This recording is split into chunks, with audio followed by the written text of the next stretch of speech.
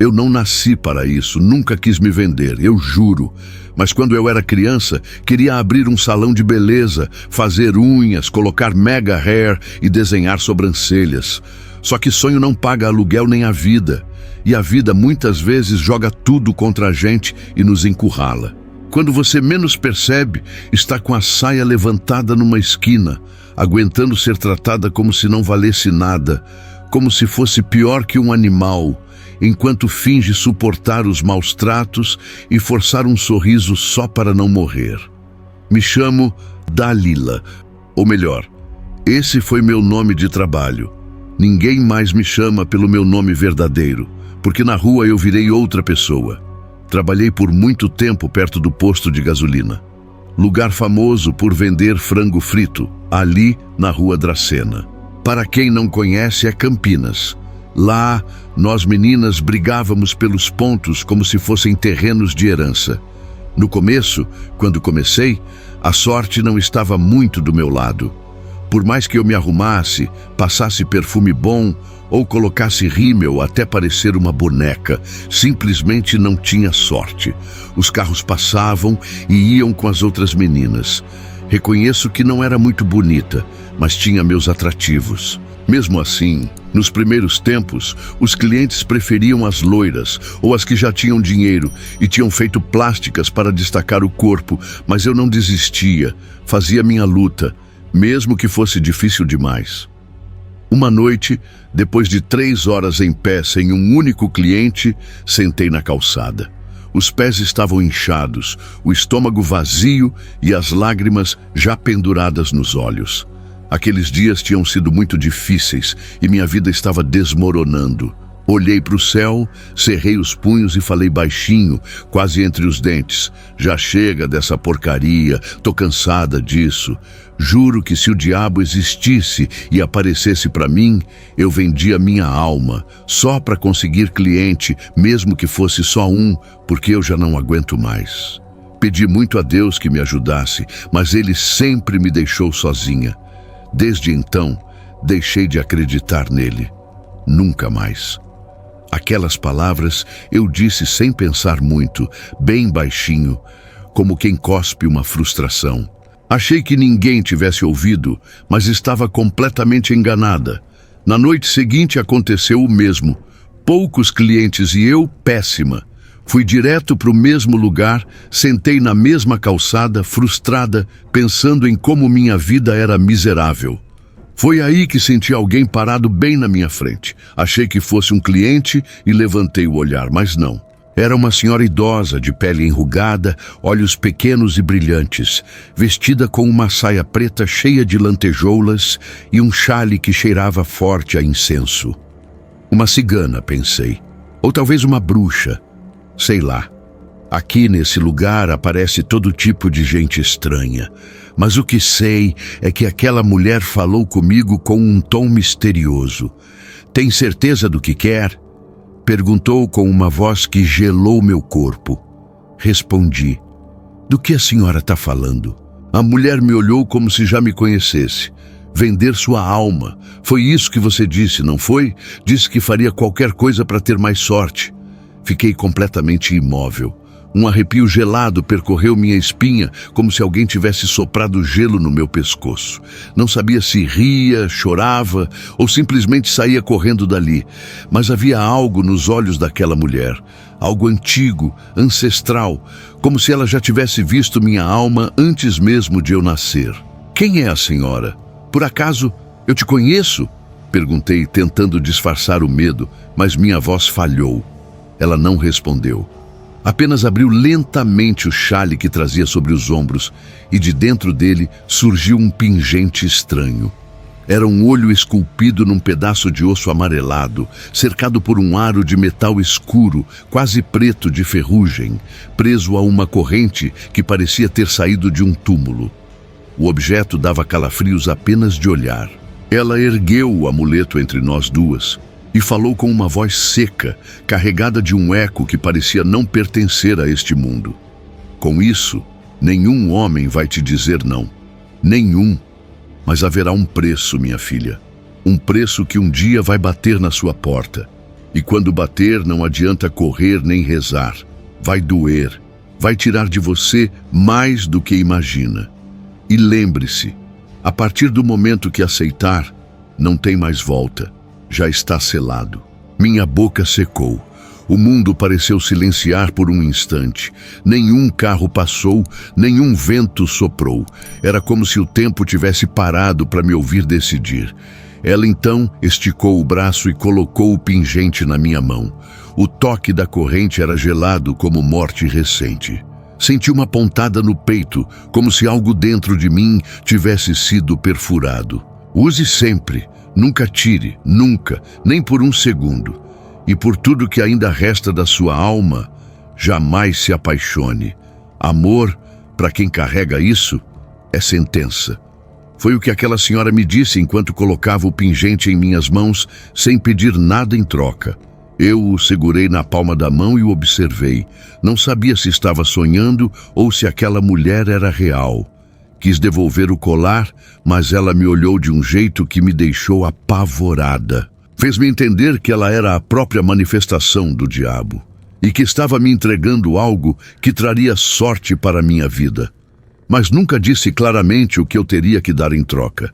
Apenas virou-se de costas e foi embora com passos lentos, até desaparecer na escuridão daquela noite fria. Sem pensar muito, coloquei o objeto no pescoço. Juro que imediatamente senti um vento subir dos meus pés até a cabeça, como se fosse um redemoinho. Senti um medo real, porque sabia que tinha me escutado. Senti uma energia diferente. Minha percepção do ambiente mudou. De repente, me senti muito confiante, muito segura de que minha vida iria mudar. Naquela mesma noite, minutos depois, apareceu um cliente dirigindo um carro muito bonito.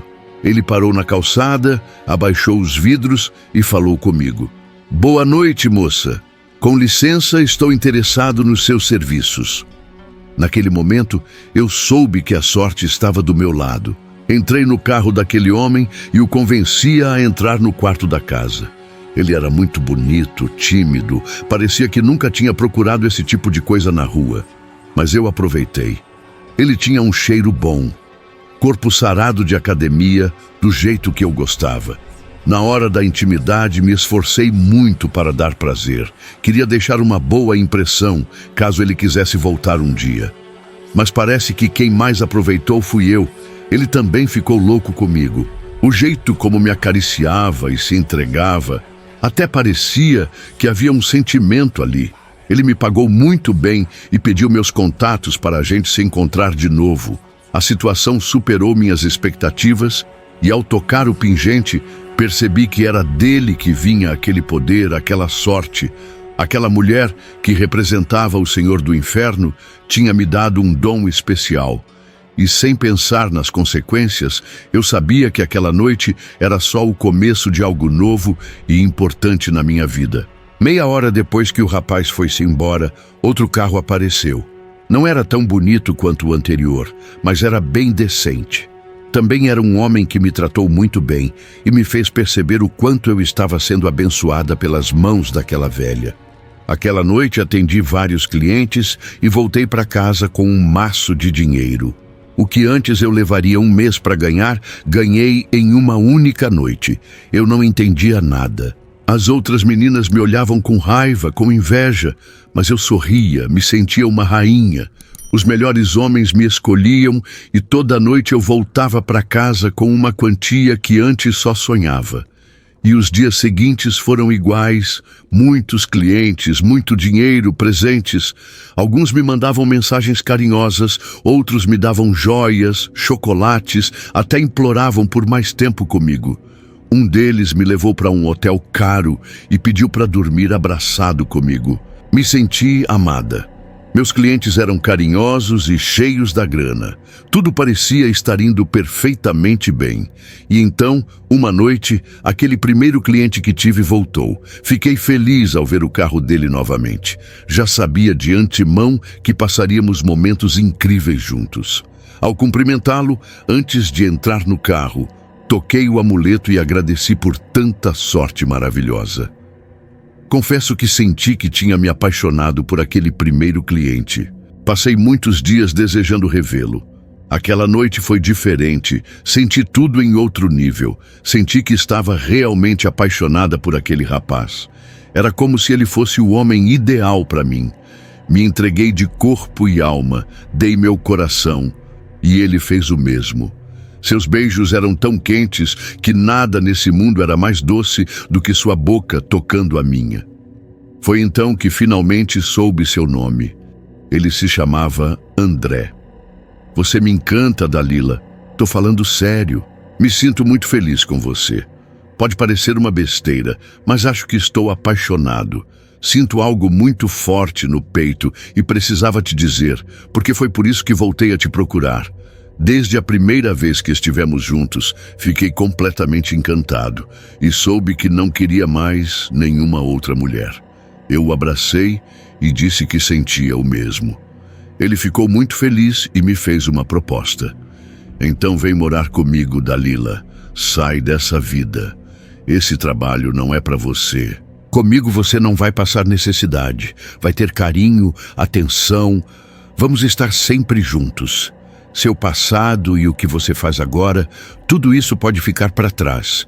Nunca vou te julgar, mas por favor, me dá uma resposta agora. Sem pensar, eu disse que sim, que faria o que ele quisesse, que seria dele completamente e o amaria, porque ele era o homem que eu esperei a vida toda.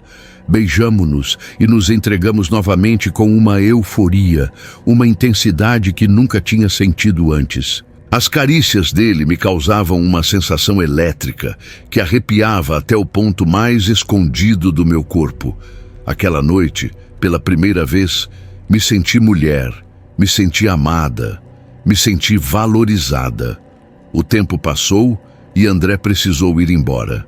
Disse para eu arrumar minhas coisas, porque na noite seguinte passaria para me buscar e me levar para morar com ele no apartamento lindo dele. Chorei de amor e felicidade.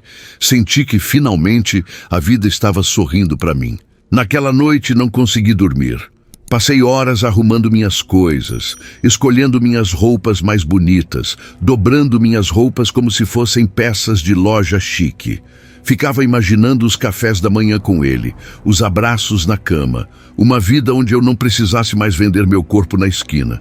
Mas na noite seguinte, que eu esperei com tanta ansiedade, percebi que André não viria. Esperei em pé, na mesma esquina onde ele havia me deixado. As outras garotas me olhavam estranho, algumas com deboche, outras com inveja. Eu só olhava cada carro que passava com a esperança idiota de que fosse ele. Mas não. As horas foram passando, o frio começou a entrar pelos meus sapatos e a esperança congelava no meu peito. E ali, como sempre, chorei. Pensei que André tinha mentido, que só disse o que eu queria ouvir para me levar para a cama mais uma vez. Aquilo me doeu profundamente. Me senti uma idiota, uma qualquer apaixonada. Me senti pior que lixo. A noite passou e no dia seguinte fiquei jogada na cama sem saber o que fazer. Sentia que minha vida estava destruída. Na noite seguinte tive que levantar para trabalhar. Tinha que mostrar que a vida seguia. Nessa noite, uma das colegas se aproximou. Chamavam ela de chata por causa do nariz meio amassado. Ela veio até mim com um tom muito estranho e disse: "Você já ficou sabendo o que aconteceu com seu cliente favorito?" Ela disse isso com um tom estranho, meio zombando, meio com pena. Eu olhei para ela, confusa, com os olhos inchados de tanto chorar. "Mas o que você está dizendo?" Minha colega quase riu e falou: "O André, o do carro bonito, aquele que sempre te pegava." "Pois é, deixa eu te contar que ele morreu. Sinto muito, miga, mas é a vida." Senti como se minha alma saísse do corpo. Faltou o ar, cambaleei. "Mas como você sabe disso? Quem te contou?" A chata tirou de dentro da bolsa um jornal dobrado. "Olha aqui a manchete para você ver como é que a gente vive nesse país." Ela me entregou com um sorriso torto. O jornal parecia meio úmido e, em letras grandes, estava escrito: "Jovem morre carbonizado depois de sair com garotas de programa." A foto mostrava um carro destruído, uma árvore partida ao meio e, ao fundo, um corpo coberto por um lençol, que havia sido queimado pelas chamas do impacto. Minhas mãos tremiam, a visão embaçou. A notícia dizia que tudo aconteceu na noite anterior, logo depois de ele estar comigo. Dizem que o rapaz estava dirigindo possivelmente, sofreu um infarto, perdeu o controle do carro e bateu com tudo. O carro pegou fogo e o corpo ficou irreconhecível. Um nó se formou na minha garganta. Me sentei na calçada sem conseguir falar, sem entender como aquilo tinha acontecido com o André. E o que mais ecoava na minha cabeça era a voz da cigana me avisando: não se apaixone, minha filha, nunca se apaixone. Eu me desabei. Chorei com uma dor que eu nem sabia que existia, não só pela morte do André, mas porque no fundo da minha alma eu sabia que ele morreu por minha culpa, que o colar e o pacto com o Senhor lá de baixo cobraram seu preço. Eu quebrei as regras, me apaixonei e ele pagou com a vida. Mas não parei. A dor não matou a fome nem a necessidade. Tive que continuar trabalhando com a alma em pedaços, mas o corpo disponível. A sorte ainda estava comigo. Os clientes não paravam de aparecer. Eu ganhava como nunca antes, mas já não sorria. Já não sonhava em sair daquela vida, porque entendi que, para mim, o amor nunca existiria. Porque amar, para mim, significava morte.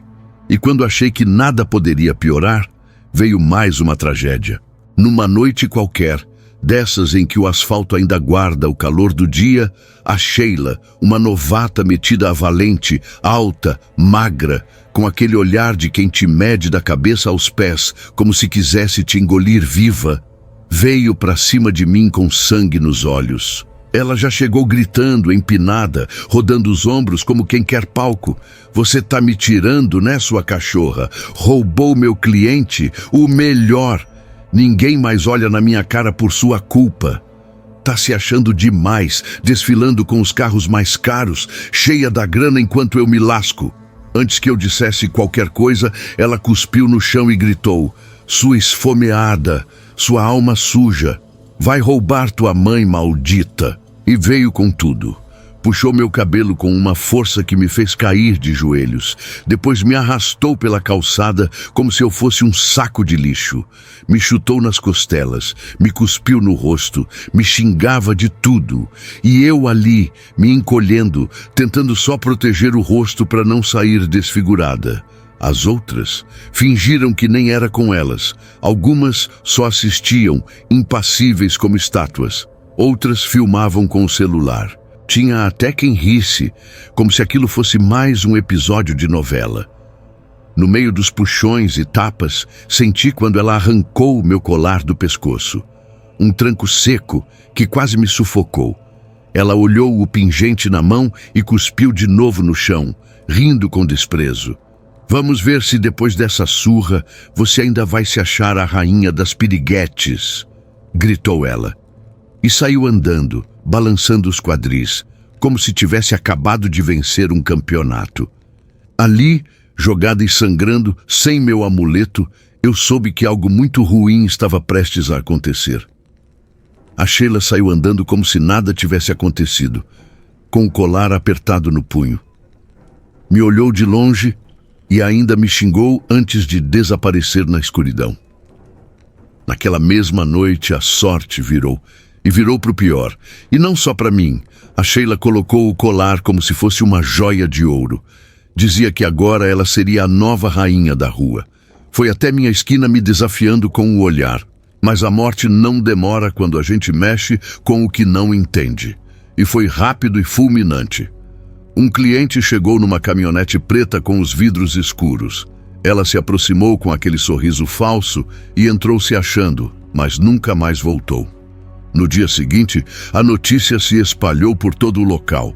Encontraram o corpo de uma mulher na beira do matagal, enrolado numa coberta velha com um saco preto amarrado na cabeça e o rosto completamente desfigurado. Era ela, a Sheila. Ninguém chorou, ninguém perguntou, só se cochichava que algo estranho tinha acontecido. Mas eu sabia que aquele amuleto que ela me tirou e que estava usando a fez pagar um preço alto. Nunca recuperei o colar. A polícia nunca mencionou que o tivesse encontrado. Pelo contrário, fomos alertadas para não voltar a trabalhar naquele lugar. Para mim, a sorte já não existia há muito tempo. Ela foi a primeira a ir embora, sem se despedir. Os clientes sumiram, um por um, como ratos fugindo de um navio afundando. Meu corpo já não tinha o mesmo brilho, a mesma força. E eu ainda fingia ter alguma dignidade, mas por dentro já estava tudo podre. Foi aí que a doença chegou silenciosa como uma sombra que rasteja na madrugada. Começou com um incômodo no estômago, depois uma queimação, uma dor que não passava. Fui definhando, perdendo peso, cor, vida. O médico do hospital Mariogate nem sabia dizer o que era ao certo. Disse que poderia ser câncer no estômago, mas que era necessário mais exames. E apenas me olhou com pena e anotou alguma coisa num papel. Eu nem tive dinheiro para comprar o remédio. Hoje em dia, minhas pernas quase não respondem. Às vezes tropeço no próprio chão. Sinto falta de ar só de tentar levantar. Minha pele tá fina, manchada, os dedos tortos, os ossos parecendo querer furar a pele. O espelho já não me reconhece. E eu também já não reconheço o mundo, porque eu não faço mais parte dele. Não me arrumo, não passo batom, não sinto mais vontade. Só arrasto meu corpo por essas ruas como um vulto, uma alma cebosa. Gente passa por mim como se eu fosse um pedaço de lixo esquecido no canto da calçada. Há dias em que não como nada. Só água da torneira e esperança de não desmaiar. Há noites em que durmo com o corpo tremendo no chão frio, perguntando a Deus, ou a qualquer um que ainda esteja ouvindo, se no dia seguinte eu vou acordar, ou se vou finalmente sumir desse mundo. O colarzinho, aquele maldito pingente, nunca me deixou em paz. Ele foi minha sentença, um presente envenenado que me deu tudo o que eu achava que queria. Luxo, prazer, poder e todos os olhares voltados para mim. Mas cobrou tudo isso com juros de sangue. Ele me proibiu de amar, afastou-me do que era bom, do que era puro, e aos poucos foi me arrancando pedaço por pedaço. Primeiro o corpo, depois a alma. Se hoje eu conto essa história, não é por pena. Não quero que chorem por mim, nem que me vejam como coitada, porque eu não sou. Mas eu preciso que vocês entendam, que ouçam de verdade. O diabo escuta sim, ele atende seus pedidos, mas ele cobra, e cobra feio. Nem sempre leva tua alma de uma vez. Às vezes, ele prefere assistir você se desmontando aos poucos, caindo na sarjeta. Ele gosta de nós, que somos a imagem e semelhança de Deus, se humilhando na miséria. Te tira a saúde, a sanidade, tua beleza, tua esperança, te faz apodrecer em vida. E isso é pior do que morrer. Uns dias atrás, enquanto eu estava sentada no chão, encostada num muro, com um copinho rachado pedindo esmola, ela apareceu de novo. A velha. Mesma cara, mesmo olhar de quem sabe demais. Me jogou uma nota de R$ 50, uma nota suja, amassada. E ficou me encarando por alguns segundos que pareceram horas. E foi ali, naquele instante silencioso, que eu entendi tudo. Minha hora tá chegando. Tá cada vez mais perto o dia em que vou partir. Não para descansar, mas para acertar as contas, lá embaixo no inferno, com ele. Que essa história sirva de alerta. Que toque alguém, nem que seja uma alma só, antes que seja tarde. Porque quando você vira as costas para Deus e aceita o que o inferno te oferece, você até pode sorrir por um tempo, pode achar que venceu. Mas cedo ou tarde, a conta chega. E ela cobra caro, muito caro. Deixe aqui nos comentários a cidade em que você está assistindo o meu relato. Para o lugar que eu vou, espero nunca encontrar nenhum de vocês que está assistindo esse vídeo. Tchau!